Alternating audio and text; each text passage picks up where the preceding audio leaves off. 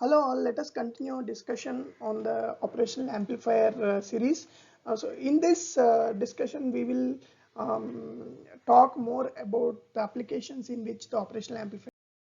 If you see the first application is the operational amplifier usage as controlled sources. When we say controlled sources, it meant there will be a output which will be, there will be an input which will be controlling a specific output. So considering this scenario, there are several configurations where the first one you see here is there is an input voltage and then there is an output voltage.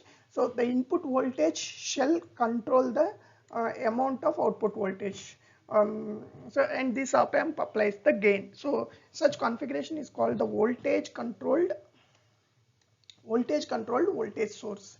And this voltage controlled voltage source is nothing but the inverting amplifier and the non-inverting amplifier that we have seen in the last videos. And then the second configuration is where the input voltage controls the output current. So let us assume we have voltage V1.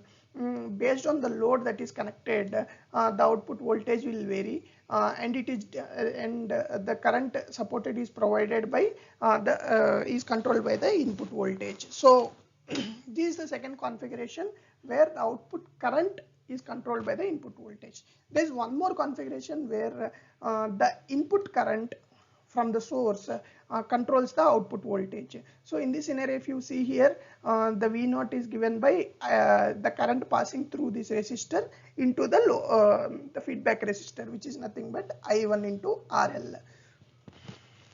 Because we can treat this current as passing through the input current passing through the resistor, feedback resistor, because this current can be negligible.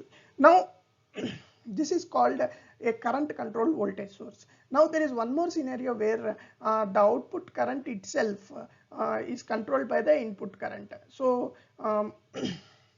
that is a scenario where you can see here the configuration looks this way, where the input current passing through this resistor based on these resistors connected here would vary the voltage that is passing through the output, because this forms a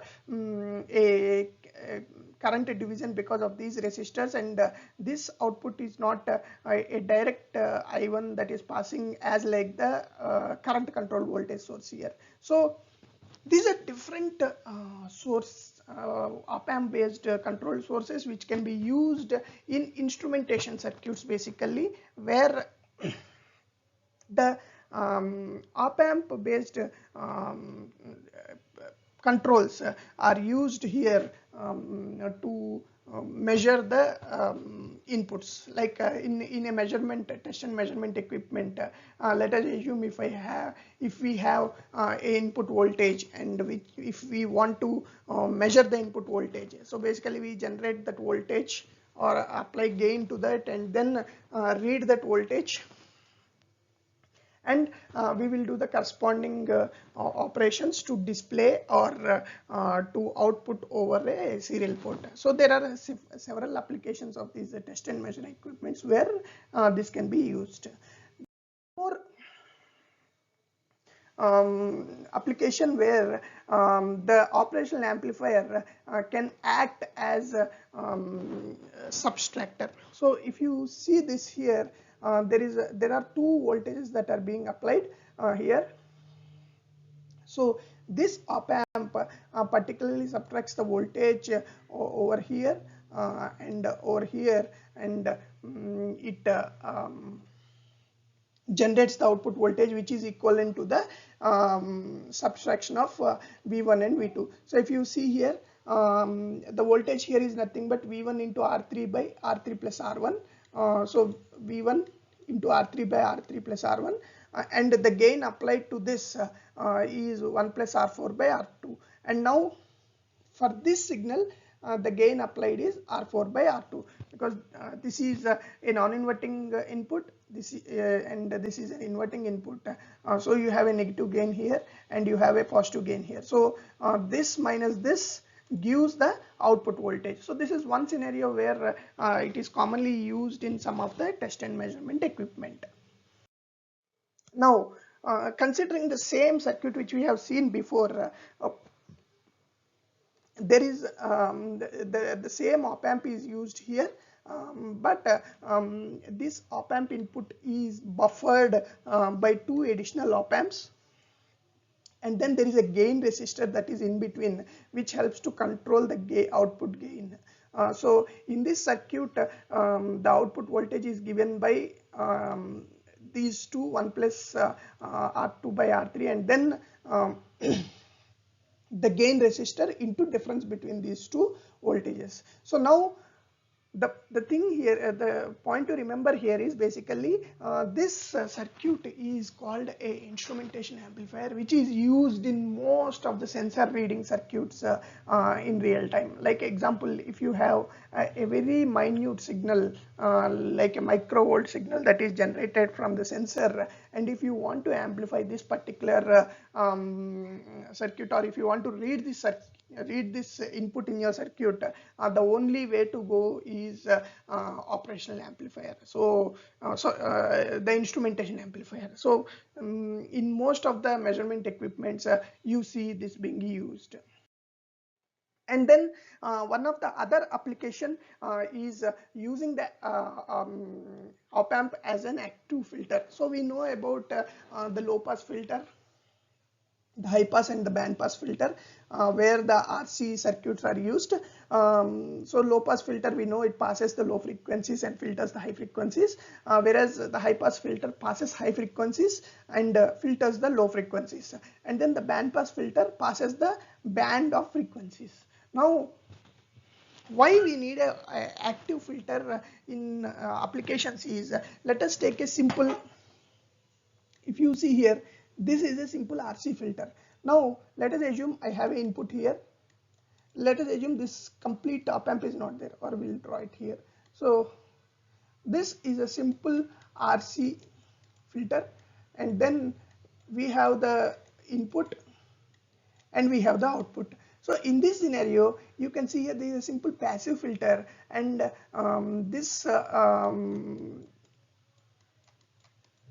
cutoff is given by 1 by 2 pi RC. Now this will vary based on the load that is connected here.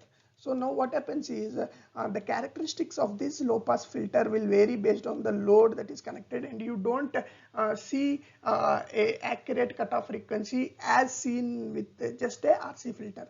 Now to eliminate those scenarios and to eliminate the loading that is done on this filter, an active filter can be used, where you provide the signal and then you apply active op amp, and the output will be seen here with the gain. So now the important consideration here is that because the op amp has a very high input impedance and low output impedance, there will be very less loading on the circuit present here.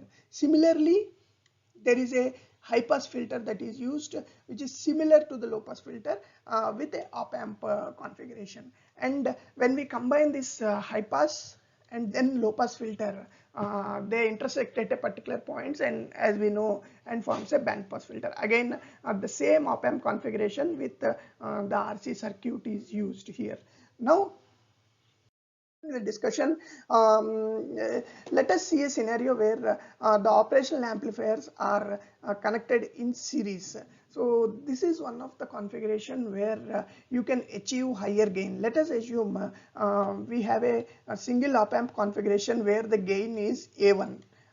Then this op amp output will be given to another a similar op amp or a different op amp, and then let us assume this have a gain A2, this has a gain A1, and this has gain A3. So the total gain is given by A1 into A2 into A3. This is one of the beautiful configuration that can be used in different circuits where suppose if you want an op amp where you want a high input high impedance, output low impedance, and then the CMRR, the drift should be less, and sometimes you may not be able to achieve all in a single op amp configuration. So in such cases, you can use three different op-amps with different characteristics available, and then control the gain based on the requirement. This is one of the beautiful scenarios and one of the flexibility the designers have in their circuits to achieve the necessary circuit functionality. And continuing further, this is one more scenario where the operational amplifiers are connected in parallel. This scenario is like the signal is directly connected to three different individual op amps, and you see that because the input impedance of this op amp is high, there will be very less loading on this signal, and you can connect the different op amps in parallel, and you can get the outputs where these can be used in your respective circuits. So this three op amps work individually with a single source that is connected to them. And this is another important application where you want to branch out a single source without loading it, and which should be independent from the load that is connected here. That is one of the major application where you can use that. And one more scenario where initially we have seen with the instrumentation amplifier where the subtraction of two signals are done on the when V1 and V2 are applied to inverting and non-inverting amplifier. Now if we want to perform subtraction of two signals using op amps, there is one more scenario where you can use a simple configuration here, and then again use another configuration, op amp configuration, connect one input here, the other output here, and then the output will be subtraction of these two signals, where you can see here this is a non-inverting configuration. So minus RF by R2 into V2 is one input, and then considering that this will be provided to the output of this is negative, definitely when you apply this to the non-inverting terminal, the output will be positive. So that's why you see that there is a double gain applied, RF by R3 into RF by R1 into V1. So and it becomes positive because RF by R3, RF by R1 both are negative because of the inverting amplifier. So this is one more configuration where by just using this configuration you can directly subtract the signal V2 minus V1. So there is one more scenario which we discussed previously, where the operational amplifier can be used as a buffer for impedance matching, and this is also called a voltage follower circuit. You can see the application range of op amps, and one can say the usage of op amps in instrumentation amplifiers is huge, and in every, or if you have experience in designing a sensor based circuits where you want to interface your sensor ranging from low voltages, very low voltages, to medium to high voltages, everything can be used to interface to our microcontroller using these op amps.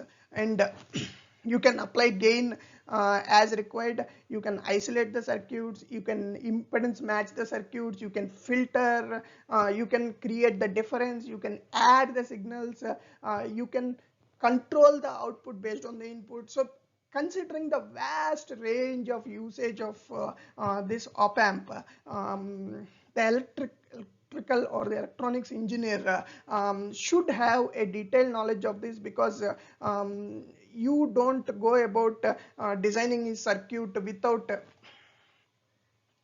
having a operational amplifier in your circuit. So having a basic knowledge of these is important, and one has to remember that these are very high level topics which we can explain you, but if you want to use this in your circuit, you have to analyze the input, you have to analyze the output, and then identify the op amp that is suitable for your requirement, and use the specific op amp configuration in your circuits. So thanks for watching. Please provide your feedback on the video, and give your suggestions, and keep visiting our site. Thank you.